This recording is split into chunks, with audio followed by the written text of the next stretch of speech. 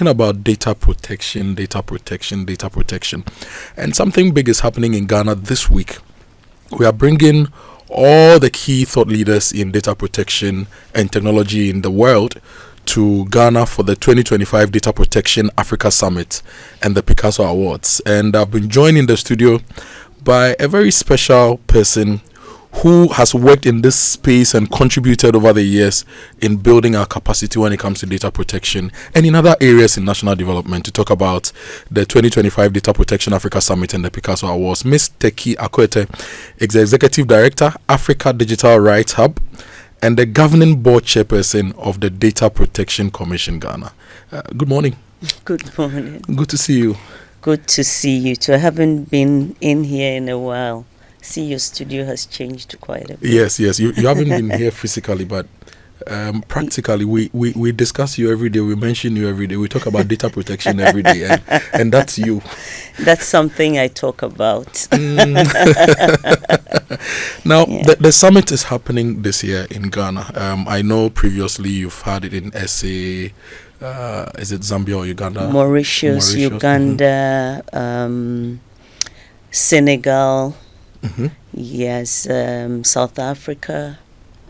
Is this the first time you're holding the summit here? Actually, this is the second time in Ghana. I think 2 years ago we were in Ghana as well. And the theme is quite interesting: defining Africa's digital future from consumerism to partnership. You know, we've been discussing food, and I like talking about food. Yes. I like talking about trade. And usually we look at the figures. And when I saw the theme, I was like, well, data protection, but now we are moving from consumerism to partnership. It's like it feeds into Africa's development outlook going forward, to be producers and not just to promote consumerism. What really informed this choice of a theme? I believe that as a continent we're evolving. And we need to look at our policies holistically. Now, a lot of the time, people would think, what has data protection got to do with, moving from consumerism to partnership? But how we interpret, how we define our data protection laws, either put us in a position of a consumer or continue to perpetrate the consumerism that we see a lot when it comes to African countries and the digital economy. And again, how we position us can actually accelerate our drive towards a more partnership approach. If you look at the digital ecosystem more broadly, yes, we have a lot of policies and initiatives across governments in the space, but most of these policies are driven around the notion of we do not have control, we do not have autonomy. Mm-hmm. Most of the technology companies that are developing these technologies are based in other countries whose rules and sovereign rules actually govern how. So there's not a lot of autonomy around how we need to even govern ourselves as far as our laws and policies are concerned. And also if you look at data protection. So we chose this theme, and if you look at the lineup of areas that we are talking about, to really get particularly our data protection policymakers and governments to rethink around how we are implementing our laws, maybe to some extent even change our approach to compliance, and strengthen the ecosystem, all with the objective of driving better partnership in how we deal with digital technologies and transformation as a continent. And I think that all these also fits into the broader, African agenda as well. Yeah, on consumerism to partnership and the fact that we all need to come together and decide what we want. I remember how, was it 2 or 3 years ago, the EU decided that, look, Apple should have a standard charging port. You cannot have a charging port that varies from other ports. And you cannot do A, you cannot do B. They've taken on some of the big tech players, and they are always trying to ensure that whatever decision they make actually benefits their citizens. Exactly. And so this is what we are driving at. Exactly. So what are some of the things that we should do as a country, as a continent, to ensure that as we grow, in fact, with the after in mind, we get the right returns when it comes to this space? I think definitely we're talking about data protection, so you have to have the right legal framework in place. And I get the opportunity to talk a lot about legal frameworks. In fact, this weekend I was having a chat with a friend about it. But the legal framework on its own, i.e., a substantive act, maybe regulations, is not enough to have the right data protection ecosystem. We need to make sure that everybody that is collecting and using personal information is doing so in a way that pushes that agenda of moving us into that partnership. And that means that they must be equipped. Yeah. And so one of our objectives is to look at the entire ecosystem and identify areas. Of course, we cannot use these 2 days to deal with all the issues, but we've picked certain key areas that we think as a continent, and I continue to refer to continent because as part of this conference we try to bring together regulators and all the other stakeholders, so industry players and civil society organization and other partners across Africa.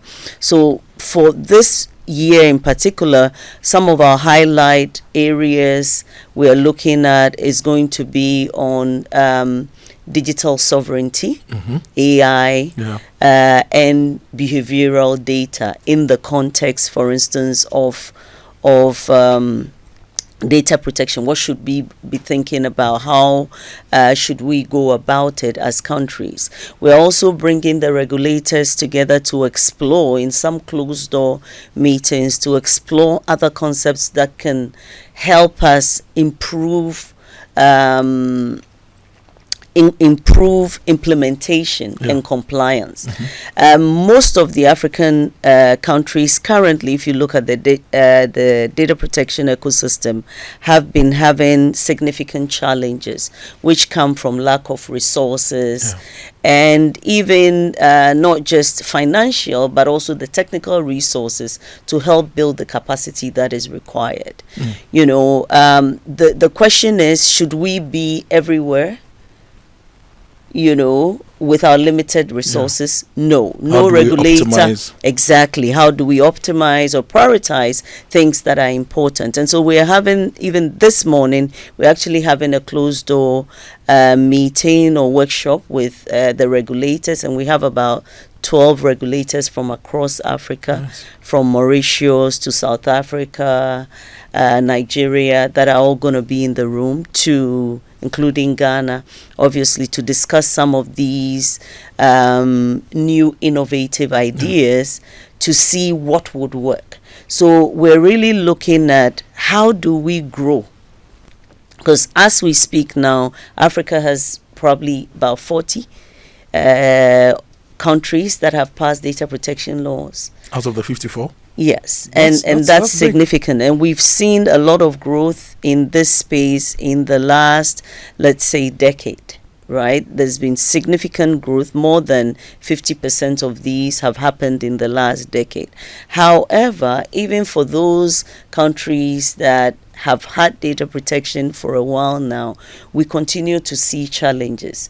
And out of this, you can say that maybe just a couple of the data protection authorities are very strong and have made key strides when it comes to implementation. And this is coming from a number of issues, including, as I mentioned, capacity. So our objective with this whole thing is to really raise capacity, and that's why we're bringing industry players and everybody, some of the best experts from around the world, to offer opportunities for our participants to learn. We will be talking about health data, Which has been one of the biggest topics in Ghana the past 4 months. Exactly. So we'll be talking about how to manage digital health data issues from the data protection perspective. We have ID management issues that will be looked at. How do you use data protection to manage ID systems effectively? We will be also talking about children's data and how to put in effective safeguards. And I'm really, really excited because there are so many side meetings. There's going to be cross-border data flows, cybersecurity related issues. And today, actually, starting this afternoon, we have about 5 master classes, and this has been from requests from our participants over the past 8 years. So we use our pre-event day to have master classes, which are like intensive 4 hours, where participants pick out of these one topic, and they sit in for 4 hours, and we have comprehensive workshops, and they have opportunity to apply their hands. And so we'll be doing private information management systems training, data protection impact assessments. There are other programs as well that is going on. Yeah. You're still listening to the Super Morning Show. It's 8:28, and my guest this morning is Mr. Kia Kwete. We are talking about the 2025 Data Protection Africa Summit and the Picasso Awards. We've been telling you about it, and it's happening this week here in Accra with people from all over Africa and the world converging on Accra for this particular event. The theme is defining Africa's digital future from consumerism to partnership. And you mentioned data sovereignty. I have this friend who would not use any AI platform because he says that if he feeds the AI platforms with data and information, it becomes publicly available. So he will never use AI. He still does the manual work of doing everything himself. And when he talked about data sovereignty, he came to mind. For example, is there any way these AI platforms can be compelled to keep data of each country within that country without making it available and accessible to all when it comes to research data, industrial data, and all that? I think when we're talking about AI data, it gets a bit more technical, right? So there is the data that the AI trains on is very distinct from a lot of the time the data that we feed into it, even though to some extent the data we feed into also enhances how the AI operates.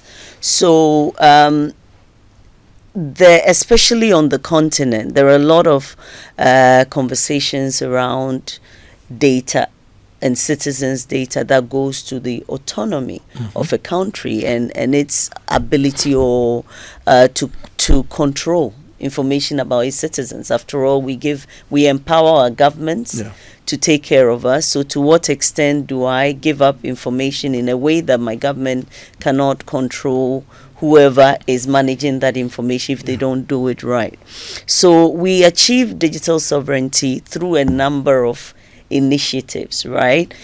Providing the right infrastructure is one of those. Because as a country, of course, and it may be even impossible to say that all data in Ghana should stay in Ghana. However, we currently even have laws and initiatives that define and classify data. And so as a government, you can decide that these types of data must stay within. And even in the context where those types of data would be used, for instance, in a platform, you could use that as a leverage to define how that can be done. More recently, there's been a lot of advocacy across the continent around what we call indigenous knowledge or indigenous data. And we think that a lot of African countries provide that that space, right, to generate this indigenous data. However, to be able to effectively have that autonomy or control over it, if you understand how AI works, then you have to have the infrastructure that backs that autonomous data, so that in the space where you are offering it, and there are several communities that have done that around particular language models, where they have their autonomous data, once it's being offered, there are requirements or licenses around how, let's say, big tech would tap into that data. So there's a lot of work to be done. Definitely. And a lot of opportunities for growth. There are. And all that is happening today, tomorrow, and Wednesday. Yes. At the Labadi Beach Hotel. Yes. Now, is the event open to the public? No, to participate, you need to visit the website for the Data Protection Africa Summit and register. And so you can do that. And I just wanted to also highlight that this year, we are very excited to also be partnering with Picasso UK, which is a not-for-profit in the UK, and they are in their 4th year, and they've organized 8 data protection and cybersecurity related awards across the globe. We partnered with them because we also believe that there's a lot happening on the continent in the space, and unfortunately we do not showcase our talents enough. So we opened nominations across Africa, and it was quite exciting to see that there were over 150 nominations that came through from different parts of Africa over the 10 categories, including Privacy Team of the Year, Rising Star, Data Protection Authority of the Year, Innovative Privacy Products, and so forth and so on. And so on the last day of the conference, we're going to climax it with a black tie or formal African dinner. So black tie or nice or fugu. Very African and formal African, and it's we're really looking forward to it, because it will be a day to celebrate our colleagues in the space that are doing amazing things. And I'm very excited because we got a number of Ghanaian businesses also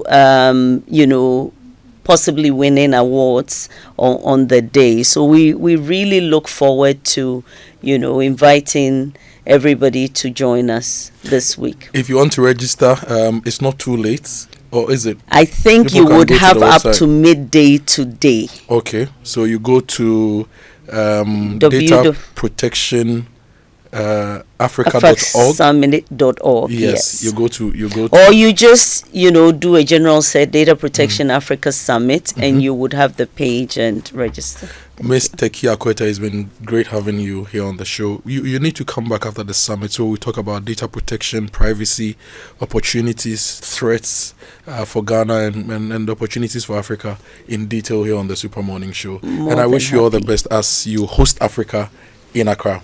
Thank you very much. This is